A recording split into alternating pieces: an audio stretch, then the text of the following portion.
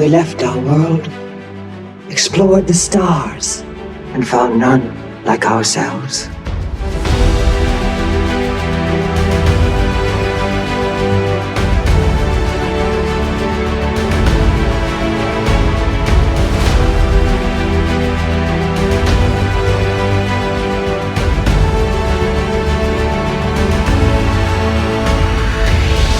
Captain's log. Supplemental. I am left to wonder, who made the comet? How many more like it are out there? Was it coincidence that fostered the chance for more life on Persephone 3? Or something more? It would seem that Star Trek Strange New Worlds is already infusing the new series with deep canonical storylines that Star Trek fans love to explore. So, did it actually bring life? During the second episode, Children of the Comet, the Strange New Worlds crew finds itself matching wits with a nearly sentient artificial intelligence embedded into a comet that is on a collision course with Persephone 3. The Enterprise is surveying the Persephone system, where the crew is studying the behavior of an ancient comet. C-2260 Quentin. The desert planet hosts a nomadic pre-warp civilization totally unaware they're in danger. How Star Trek is that, right? So this will be fun for you then. The episode seems to be just another solid Trek story, which Strange New Worlds has now pulled off 2 weeks in a row. But then something unexpected started to happen. Did this brand new Star Trek series just come out of the gates at Warp 8, wine us and dine us with a compelling story, and then cut us a huge slice of canon for dessert? Is anyone else hungry? No. Well, let me tell you, that is exactly what we think they did. And if it wasn't for our big brain scientific think tank. Why is he in such a hurry? Comply. No, not that one. It may have been a while before anyone realized that Strange New Worlds may have just connected one of the most important species in the history of the Star Trek franchise. If this is the type of Star Trek stories we'll be getting moving forward, then Strange New Worlds is going where no Trek series has gone in quite some time. What mystery did Strange New Worlds just shed more light on? You don't want to miss this episode. And if you haven't already subscribed to our channel, please do so now. And give us a thumbs up if you want more news about your favorite shows. Also, click the notification bell to never miss an episode. And make sure you stay tuned to the end to see how to get this awesome Star Trek Captain Pike-inspired graphic design from the amazing artists at mixtease.com. When Sam Kirk boldly stepped up to the glowing egg-like machine on the comet racing toward Persephone 3, he was lit up like a kitty cat in Christmas Vacation.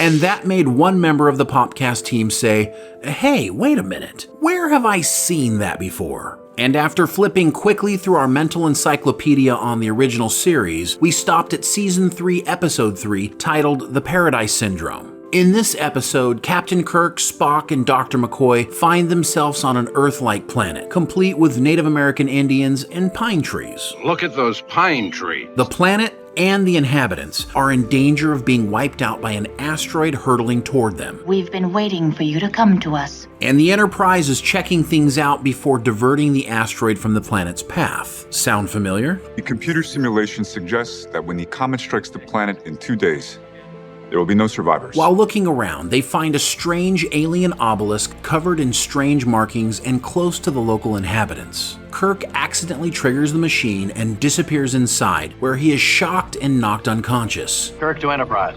Which is very similar to the way his brother Sam was knocked out in Strange New Worlds. Please step away from the egg. Turn him over. Get his helmet off. But the similarities don't stop there. The Strange New Worlds AI device responds to and communicates with music. Kirk's obelisk is covered in markings that, as Spock will find out, are actually musical notes that translate into an alphabet. Uhura is able to bring down the force field on the comet by humming musical notes, and Kirk's communicator with the pattern of his voice activates the trapdoor on his obelisk.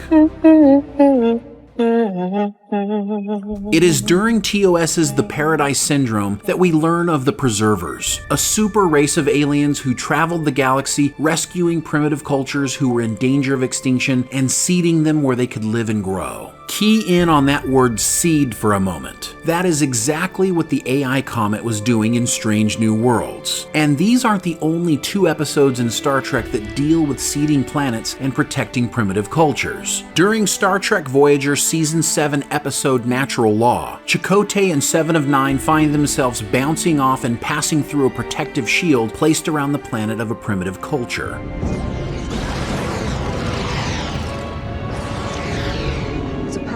We later learn this was done by a highly evolved alien race who wanted to protect the primitive culture from an advanced civilization who was destroying them.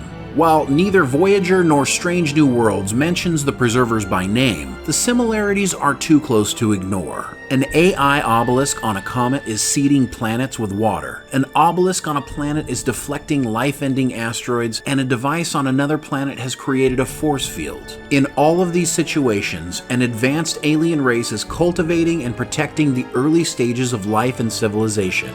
But who are the preservers, and why do they play such an important role in the Star Trek universe? The answers are finally given to us in the Next Generation episode, The Chase. In this episode, an old archaeology professor of Picard's is about to make a groundbreaking discovery. I'm currently on an expedition, a journey into an unexplored and historical territory. But he is killed before he can do it. Picard and his team unravel the mystery and learn that an ancient alien humanoid race seeded the galaxy long ago, ultimately creating many of the other humanoid races of the Alpha Quadrant. We will all observe the results simultaneously, giving no one the advantage. The computer program we see of the ancient creature looks very similar to the founders from Deep Space Nine. This body you see before you, which is of course shaped as yours is shaped. Which has sparked an interesting debate in the fandom about their possible relation to the Preservers. And while the Preservers are not specifically mentioned in this episode, Ronald D. Moore, who wrote the episode, as well as many other Star Trek stories, explained that he considered the ancient alien race we see in The Chase to be the Preservers, but he intentionally did not specify it.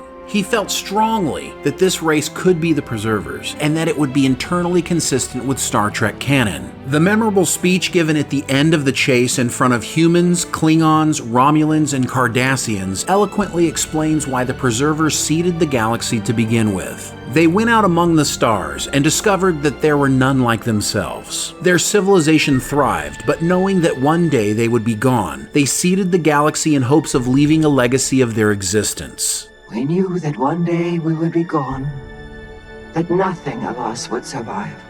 So we left you. What other mysteries are we yet to uncover in the Star Trek universe that has the Preservers' fingerprints on it? It would seem that Strange New Worlds is already blessing us with deep and rich Star Trek world building that fans thrive on. What other canon-building stories are we about to see in the latest series of the Star Trek franchise? We will have to wait and see, but just like the current trajectory of Strange New Worlds, the outlook is exciting and hopeful. What if your fate is what you make it?